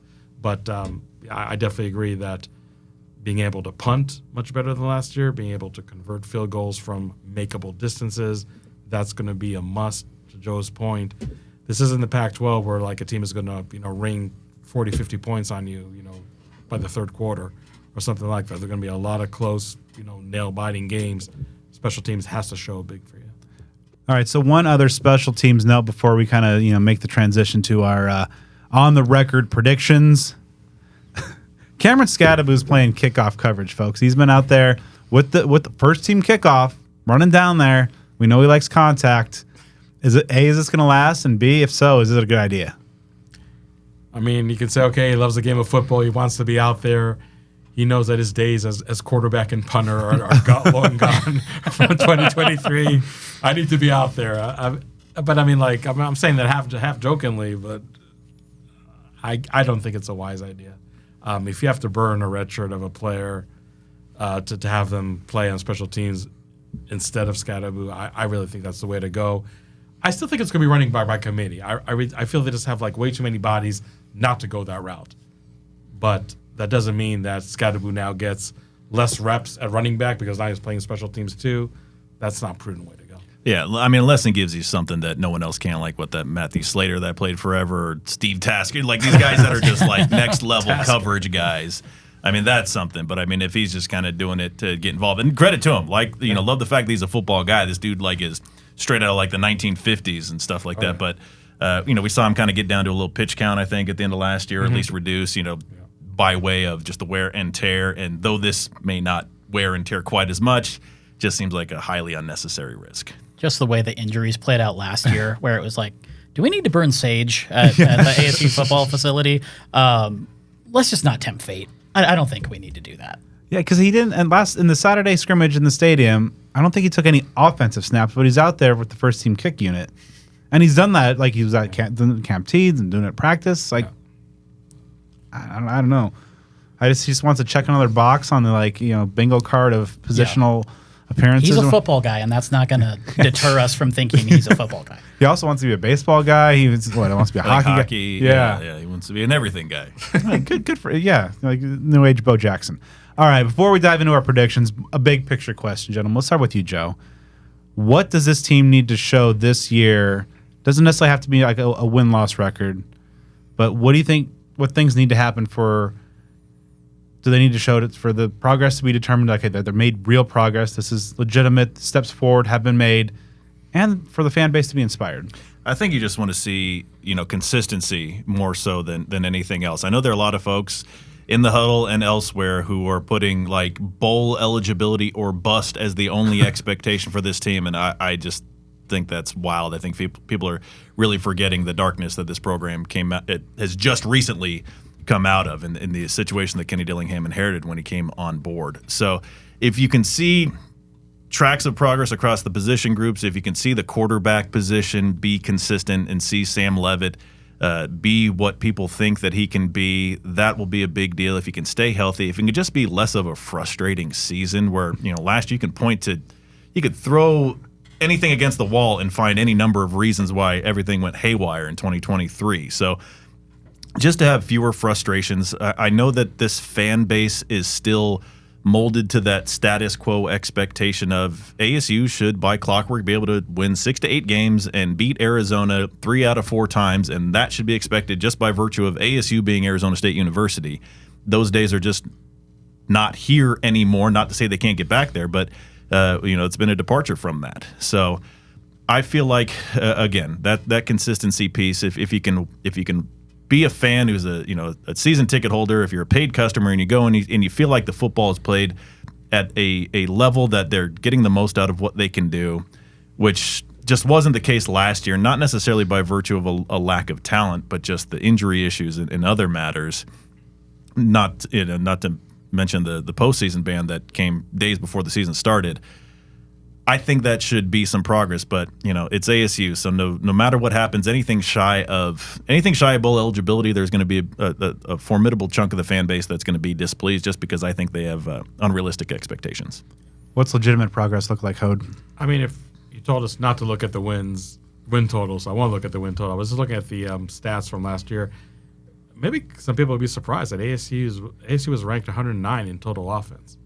And that was an offense that was anemic. That's an offense that averaged 17 points, if I'm not mistaken. So, if they can get to, 23, 24 average at a minimum, maybe start being ranked, instead of 109, 89, 80, I think, that would be progress. Look at the defense. With a brutal November, they were still ranked number 89 in the country. If they can get maybe that ranking closer to, I would say, 50 or 60, just to show the progress. And I think with the talent that they've shown, that does have to happen. In terms of the record, I know it's kind of hard to talk about progress without talking about the record, but I know some fans also said, look, if ASU goes 5-7 and we ASU are not blown out, in most of those 7 losses, then that's something we can live with, so to speak. So maybe that's one metric you can really look at. But you just want to see more. I think more progress from the offense than the defense. Again, I think the defense didn't play bad at all in September and October. Just November, that's when the wheels really came off. And at least in the case of playing Oregon and Arizona, they played 2 of the best offenses in the Pac-12 late in the season, and a lot of other defenses got exposed prior to ASU, so it really wasn't much different when the Sun Devils played later in the season. But I just think people want to see more from the offense than they do from the defense. If I'm just kind of reading the vibe in the fan base, and just to see an offense that you have a young quarterback, so really have your running running game shine because it does have the tools to do that. Maybe all the question marks that we have about the offensive line, especially on tackles, maybe that's a question mark that actually gets answered successfully, maybe even surprisingly successfully. I think that's what fans want to see, just a competent offense. And I think if they're going to see a competent offense, maybe the domino effect in a good way does start from there. And something we all agreed earlier is the special teams just has to show up. You're not going to maybe ask a lot for them to do, but to have a punter average 42 yards and to have a field goal kicker be automatic from 40 yards or fewer, maybe those are just minimum expectations for fans. Yeah, I think it's a situation, you kind of touched on it there, is that this could be a much better team with a marginally better record. So it's tough. It's a tough slate. I believe all 5 Big 12 preseason ranked teams on the slate. 3 on the road. Yeah. And then the Texas State game 5 days after the Mississippi State on the road. There's a lot of things that I forget the exact number. Kenny Dillian mentioned like 39 of the projected top 44 have at least 1 year of eligibility left on this team. So I think for me, it's just like, even if the record's not tremendously better, as long as there's you're not stagnant and you make some progress there, but if you see that the trend line for the guys, especially Levitt at the top of that list with his 4 years left, that the young guys that are coming back, they're going to be this core that the ASU fans hate to keep bringing this up, but the U of A trajectory under Jed Fish, I believe year 2 was 5-7, something, and they're starting from a terrible place, just like they were in the post Sumlin era. If you see that, okay, the stage is set with the core that is coming back, and you can augment that again with another successful transfer haul like they've done the last couple classes, then you can be cooking with gas in 25. I think that would be. I don't think it necessarily has to be bowl game. I think it's within reach, and we'll get that in a second. But I think this could be a situation. I think fans should brace themselves for a much better team, but maybe not leaps and bounds ahead in terms of the win-loss total. Jordy, what do you think is real success or real momentum in 2024? This will probably be my most abstract answer. Perfect. Year 1, you're laying the concrete.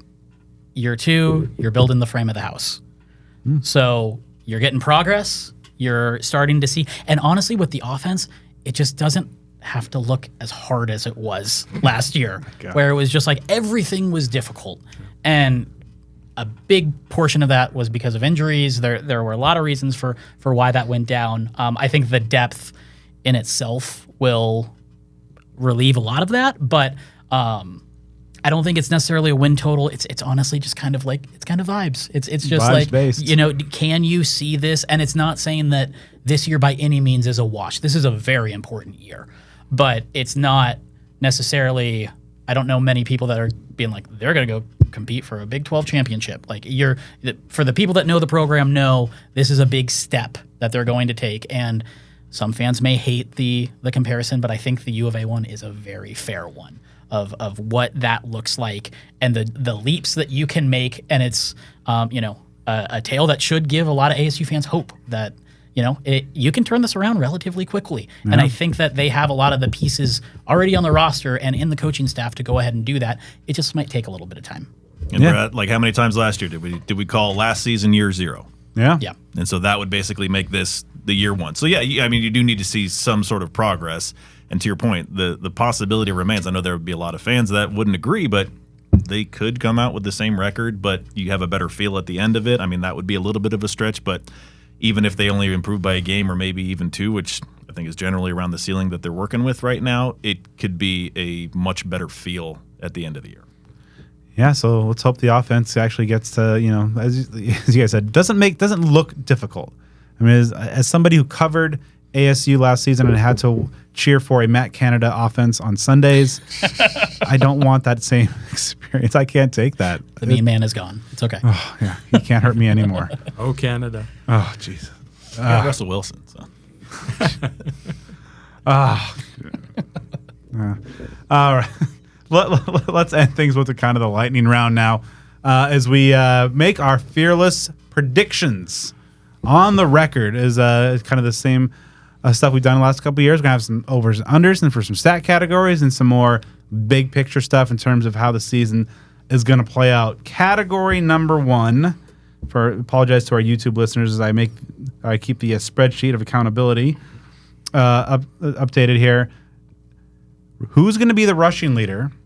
And the over-under on their rushing total is 749 yards. Before people answer, is the spreadsheet of accountability a distant cousin of the curtain of distraction? Or how does that work out? That's, They went to college together. Yeah, like the nerdy brother of them. Yeah, there you go. I say scat, and I say under 749 because I do think, perhaps foolishly, that this is the year by committee, By committee.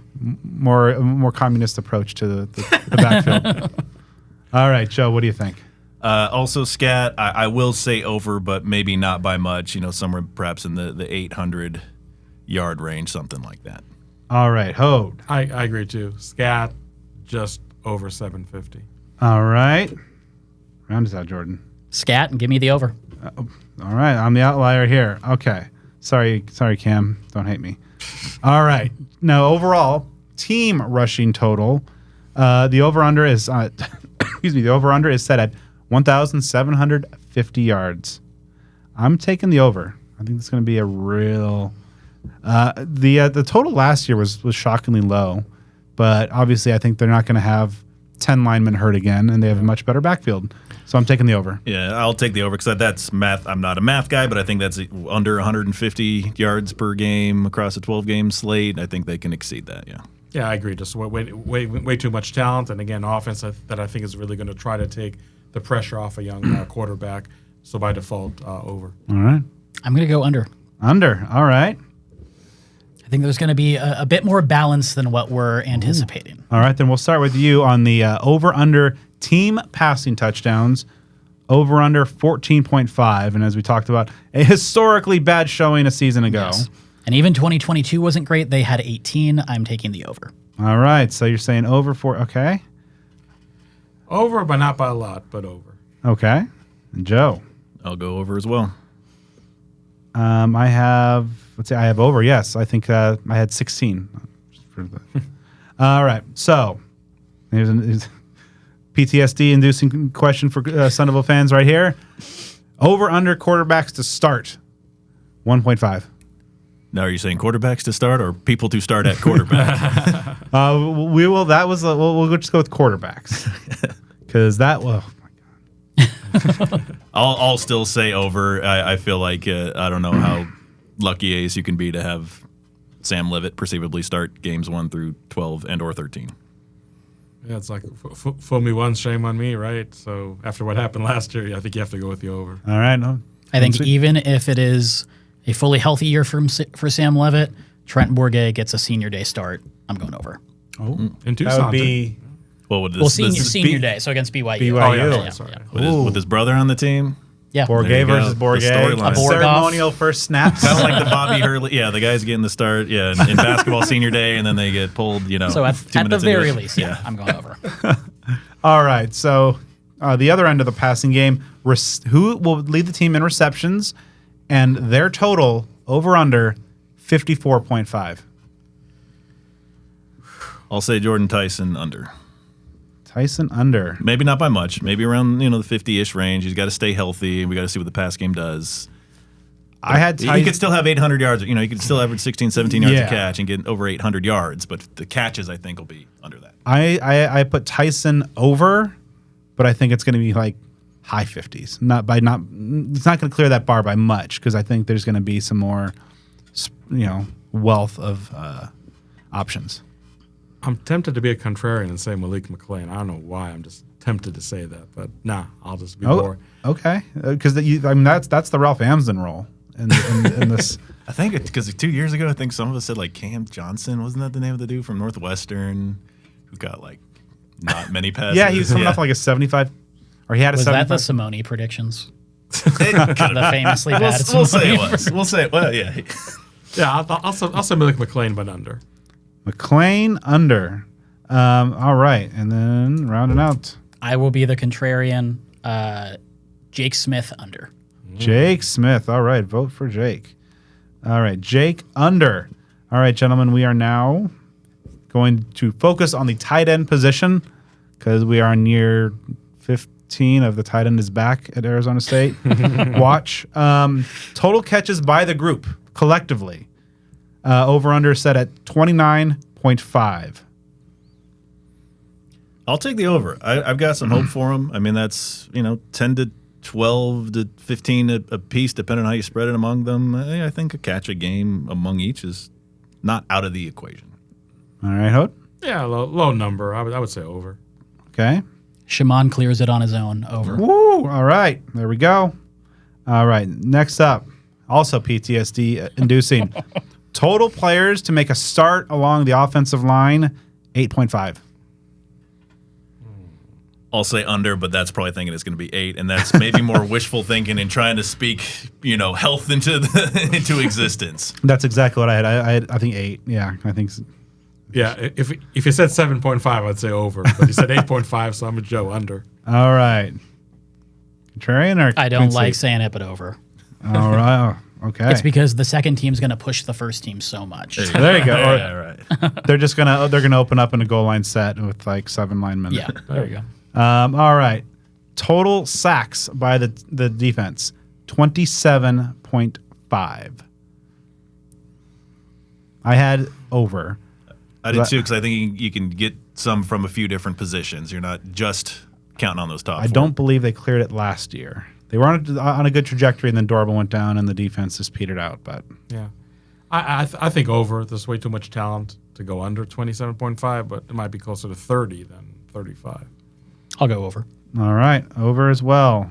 I'm getting a lot of.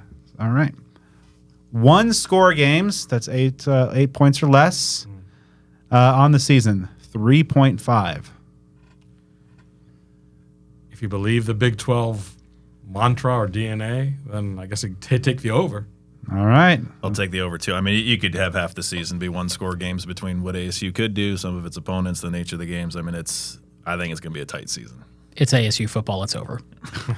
Oh man, That sums it up better than me. All right, so 2025, we might have to tweak these. We're getting a lot of agreement here. All right, who leads in tackles?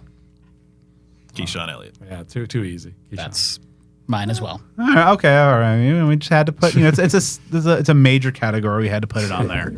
All right. So on the flip side, TFL leader. Clayton Smith. CJ Fight. CJ Fight. Fight. Okay. So the podcast hosts agree. The guests agree. All right. Sack leader. Clayton Smith. Same. Fight. All right. Clean sweep for Clayton Smith. Now this could be interesting given the talent in the secondary. Who leads in interceptions? Or perhaps maybe- Shamari Simmons. All right. Javon Robinson. All right. A vote for Javen. All right. I'm going Shamari as well. Okay. Here we go. Here we go. Make Not just here we go. It's here. Pittsburgh. Here we go. What will be the Wait, what was main? yours? Did you say yours? Oh, I'm sorry. Xavier Alford. Okay. There you Nice. He's a ball hawk. I think he's gonna. All right. So I think we'll go with the made percentage of field goal attempts of 40 plus. It's none of this chip shots. Okay. Whether it's Parker Lewis, Ian Hershey connecting from today from 46. I have 50. It was pretty poor last year as well. I went with 60. Feeling a little optimistic there, Okay. but hopefully it's better than last year. Yeah, I think 60. All right. 55. 55%. Okay. All right. It's good. The price is right. Yeah, Yeah. All right. So this kind of now we're getting to more kind of, subjective categories. Who among the returning players will be a breakout star? So in your estimation, you have to think that they weren't previously a star.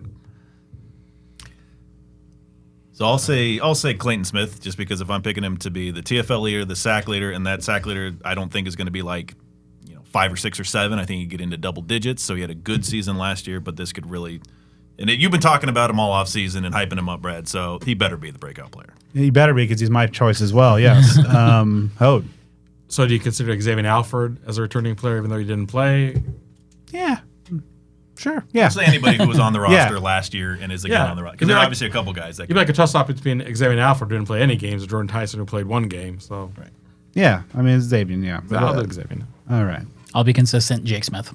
All right. Boom. There we go. All right. Now this is going to be completely new. Who was the top first-year transfer player? So we're just doing one, not both sides. Or, I'm sorry. Yeah, for both sides of the ball. Okay. Because there's been a lot. Maybe next year when they don't maybe take as many people. I'll go with what may be the low-hanging fruit and say Sam Levitt and Keyshawn Elliott. All right. I would say Malik McClain and Keyshawn Elliott. Okay. McLean and Elliott. Shimon and Keyshawn Elliott. Yes, the fruit hangs higher than I thought it did. Okay, that's good. We like variety. All right. So, I actually have McLean and Elliott. There you go. So, and now just one pick. The top true freshman. Rodney Bimmage. Bimmage. Quarterback, yeah. All right. Yeah. I think it's entrenched in the two deep there. I have Canyon Floyd. I'll say Canyon Floyd as well. Yeah, they're Special teams. Those are like the Let's do only it. two guys that Yeah. really would be on the list right now. Yeah. Watch that. Zechariah Sample is going to have 3 return touchdowns. I had go. Sample Yeah. on my list. Jamal Miles 2.0. All right, here we go. Moving on to this is something you touched on a little bit ago, Hode. Over under on the offense's scoring average. 24.5. As you mentioned, last year was about 17. Correct. National kind of middle of the pack-ish amongst the 133 teams last year was 27-ish. So this would still be, based on last year, kind of bottom half, but significant progress. Yeah, I mean, I think if it can clear 24.5, not a lot, clear it, but yeah, they can clear that over. All right. Yeah, I'll say a similar thing. Over, but Not a lot. by a point or so. Yeah. Over. All right, clean sweep. Overs. All right, Big 12 rank and scoring defense. I went with 6th just because we need to see the consistency. You know, last year you had those highs and those lows, and there's some other teams that play, a little bit of defense in the conference and stuff we just don't know. So it's kind of arbitrary, but that's my choice. All right. I will go 7. 7. All right. Top half. I'll go 8. All right, still top half. All right, there we go. I guess I'm the optimist here. 4th. I really like the defense. Most important non-U of A game on the schedule. I'm saying Texas Tech. It's ASU's debut game in the Big 12. The non-conference slate is really interesting. It could literally go any way. So no matter how those first 3 games go, that 4th game on the road in Lubbock, and some people have some expectations for Tech. It's going to be big for them. I'd say Kansas just because, first Big 12 home game ever. They're coming off a bye week. ASU is one of those teams that are coming off a bye week. It's like, what kind of Sun team you get? And Kansas, had a great year last year, with an operation or not.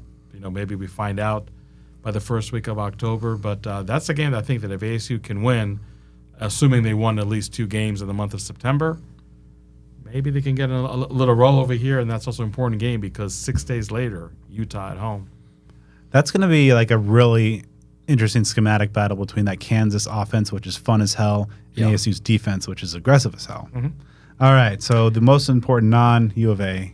I also went Texas Tech. It is your welcome to the Big 12 party, and you will have an extended break because Texas State is a Thursday night game. So you have extra prep to be on a big stage. I also had Texas Tech, also because I think that those first 4 games are going to, if they can go 3-1, I think then okay, maybe the narrative shifts, and this is a team that's going to be busy in some point in December. What do you think will be the biggest win on the schedule? Now we'll get to the record in a little bit, but just In terms of opponent? Yeah, in terms of just like that's a big win. For me, I had Kansas because I think they're gonna clip somebody at home that most people think they shouldn't. Even though BYU wasn't that good last year, I think that matchup has a lot of narrative, especially locally, and I just don't know what to expect otherwise, so I'm going to say BYU. can we pick Arizona as the game? Sure. The win? Yeah. Yeah, I think so because I think Arizona. Not that ASU is not a mystery, but I think Arizona is even a bigger mystery. With a brand new coaching staff, and maybe some people felt that what happened in Tucson last year was a fluke, and without Jed Fish there anymore, with new defensive and offensive coordinator, maybe it's a total different team, even though they still have Fafita and T-Mac. But I think a win over there, regardless of how many wins ASU had up until that point, I think they definitely constitute a big win, especially after what happened last year in Tempe. Kenny Dillingham takes down Gus Malzahn, UCF. That was another of the two. I was like, UCF or Kansas? Good call. All right. What's going to be, when we look back on the season, what's going to be the worst loss? I would say Kansas State. I mean, that's a good team, a team that can maybe even win the Big 12. I think on the road, mid-November. Like I told people, Manhattan, Kansas is the new Corvallis in November. This might be the first time in the history of this show that I make this prediction. Maybe I have, but I don't know if I have. I think it'll be the third straight loss, and mini spoiler, will keep ASU away from bowl eligibility by losing to Arizona. I went a little different route. That Texas State game worries me. I agree completely. That's my pick. The vibes are bad. First road game, short week, veteran quarterback. Jordan McLeod is a good quarterback. Yeah. It's amazing he did not end up at like a higher profile school. Or the fact that he was at Arizona and never really saw the field. This is his fourth school? I believe so. It was like Southern Florida. U of A. James Madison. Yeah. Yeah. And that was that really bad COVID year for them. He did play in that. And that offense was actually kind of okay when he played, and then he promptly got injured. Yeah, that was the Gunnar Cruz year? Yeah. Oh, man. Golly. So based on my answer, we're going to have some repetition. Biggest trap game, Texas State, because they're going to lose it.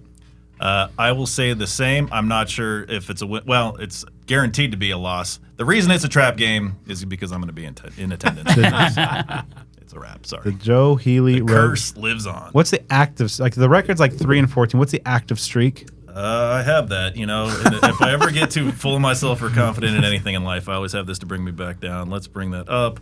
I have it here. So let's see. It began at the 2007 Holiday Bowl. 1, 2, 3, 4, 5, 6, 7, 8, 9, 3. Yeah, so I think that's 12 in a row. Wow. I was 500. I had a winning record as of the UCLA game in 2007 at 3-2. Hit 500 in 07 at that Holiday Bowl, and it has been bad news ever since. As Hode will always tell me, until a win happens, I should have gone to that 2014 New Mexico game. Oh, no. Every time it comes up, Break the streak. All right, Hode. What's the biggest trap game, man? Yeah, I know it's low-hanging fruit, but Texas State, 5 days after the Mississippi State game. If they don't move that, do we all think that? Like, if the networks don't move it from Saturday and they have a full week, I feel a lot better. I feel a heck of a lot better about I feel it. a lot better. All right. What do you think?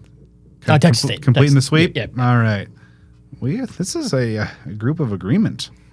All right. So, as we just have a couple more, number of first or second team all Big 12 players at the end of the season. I say Xavier Alford makes the list.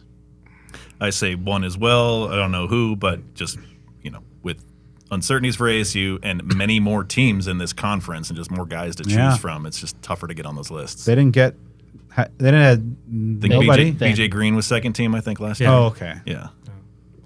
I'd say one player. I'd pick Keyshawn Elliott personally, but just one player. I'll go 2. Leaf and Keyshawn. All right. Team MVP. I'll say Keyshawn Elliott. We've been doing this way too long because that's my answer too. We do not compare notes, as we say every time we do these type of lists. I hate to be boring, but Keyshawn Elliott, I think just this defense is gonna, for good or for bad, shine. All right. I have Jake Keyshawn. Smith. I have Keyshawn Elliott written down. I'm gonna be contrarian Shamari. Back to back. Yeah. Back, all right. All right. Okay. Now we get real interesting. These final three are kind of all related. You can go one at a time. You can spill them all at once. The final record, the final Big 12 standing, and we know where the preseason media put them. And then if your record warrants postseason, what bowl game do you think they go to? And for those maybe who don't know, the legacy Pac-12 teams are still tied, have those ties for at least another year. So we don't get the weird ones for another year. I'll start things off.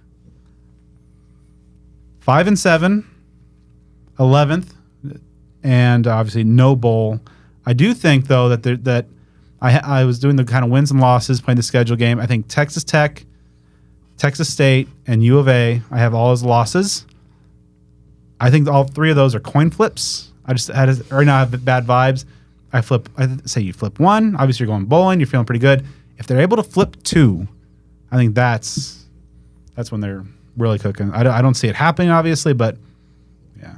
Yeah, if ASU gets 7 and 5, I think Kenny Dillingham should run away with the Big 12 Coach of the Year. And I don't say that in a super unrealistic way. It is plausible, and that should certainly happen. Similar stuff with me. I'm going to say 5-7 myself. Just 12th in the conference, kind of arbitrary pick, and obviously, I mean, unless they were to get one of those exceptions, they have so many bowl games, and there are teams that are 5-7 that do go to the postseason sometimes. Not necessarily predicting that, but they did just like that when Graham was introduced. They were having that big celebratory breakfast for the highest team GPA. So, like Rice has done it a couple times, gotten back their way into the postseason. All right. I forgot about that cheering in the background. Good grades, good grades. That was right after Michael Crow came up and was like, "Oh, I just got back from Israel last night." Like, yay! It's am I dreaming? We're outside. Okay. Oh, sorry. Hode, you're. Yeah. The 6-6 prediction did come to bite me last year.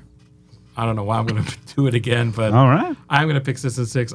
I think they can start the season 3-0, and what happens after that, the 3 wins. I mean, maybe that's kind of up for debate on what those games can be, but I think they can squeak out 6 wins. I know I picked them in the preseason poll 10th, but I mean maybe it's 6-6. Maybe worried they have a 9th or 8th place finish. Okay, I guess if they do that. As far as the bowl game, you said now it's the Gronk Bowl in SoFi in LA. LA Bowl hosted by Gronk. Yeah, so Gronk hosting ASU, that would be a nice irony. Which one is Snoop doing? Is it the Tucson? That's the one in Tucson. Yeah, the Arizona Bowl. Yeah. The Gin and Juice Arizona Bowl. We live in a simulation. I love it. That's great. Yeah, is there any way they can backdoor their way in into that one? Just there's no tie-in. I mean, I just somehow at large. All right. So let's close things out, Jordan. In your debut, yes, tell the people what'll happen. So everything that went wrong last year, they still had a chance to win Washington, Cal, and Colorado.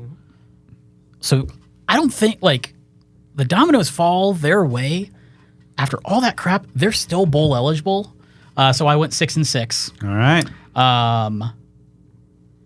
I put, without really mathing all that hard, I put 10th in the Big 12, and they are going to the LA Bowl hosted by Gronk. Yes, I'll take it. Does Jimmy Kimmel still have a tie with that?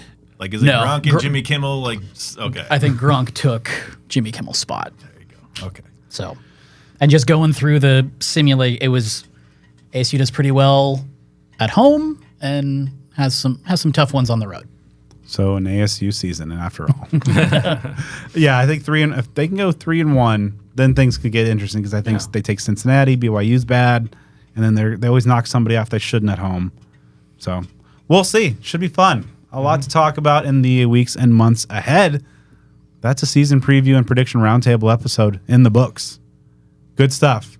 All right, so Hode, for the 5 people in the world who aren't members of the Huddle, tell our our listeners and viewers how they can keep up with what you're doing. Yeah, you can find me at devilsdigest.com, on Twitter at Devil's Digest. Last chance for a subscription promotion for those who haven't signed up yet, 60% off your first year of subscription. So head over to devilsdigest.com. The season fast approaching, lots to talk about. All right, Jordan, obviously you're doing all kinds of stuff. tell the good folks what you're up to, and how they can follow along. Yeah, I am the college reporter for Sports 360 AZ, so I'm running around doing a bunch of really fun stuff. You can follow me at Jordy Hamm. And if you want kind of the day-to-day stuff, awesome. If you also want some weird stuff, where I spent half of my interview with Kenny Dillingham at Media Day talking about Survivor. Like, we try to get a little weird. So, yeah, if that sounds interesting, give me a follow. All right. And make sure you follow the show on all the social media stuff. Twitter at SOTD Podcast, on Facebook at facebook.com/SOTD Podcast, at Speak of the Devils, on Instagram. Subscribe on YouTube, and give me a follow at BDenny29. And you can follow me at Joe Healy 42. A lot of thank yous to throw around. Once again, huge thank you to all the great people who came out over the weekend, 100 Mile Brewing, for the live show that we had. Of course, Hod Rabino was there, among others. An awesome turnout. Super grateful for the wonderful folks at 100 Mile. That was an incredible time. We'll be back there again. Another thank you, especially for that event and beyond, our wonderful friend Sherry Brooks. She's a photographer located in Chandler, Arizona, an Arizona State University alum, a scuba diver and huge ASU sports fan. She specializes in shooting portraits of ASU grads, families, and high school seniors. She offers portrait sessions in beautiful outdoor settings on location in Chandler, Gilbert, Tempe, Phoenix, and surrounding areas. You can visit her website at sherrybrooksphotography.com to see a sampling of some of her favorite images from recent photo shoots, including our live show there at 100 Mile Brewing. And you can follow her on social media at Sherry Brooks Photography on Facebook, Sherry_Brooks_photography on Instagram, and at Photos by Sherry on Twitter. And a huge thank you to our awesome sponsors once again back this year: Jones Auto Group, of course, DevilsDigest.com, Cactus Sports, Burrito Express, as we mentioned. Get on out there this Saturday from 9 a.m. to 11 a.m. to get some great food and enjoy the company of Sun Devil student athletes, Spaghetti Shack, and, of course, Sun Devil Family Charities, which was supported by the awesome turnout at 100 Mile Brewing last weekend. Support all those amazing sponsors. Support Jordan. Support Hode. Drop us a 5-star review on the podcast platform of your choice.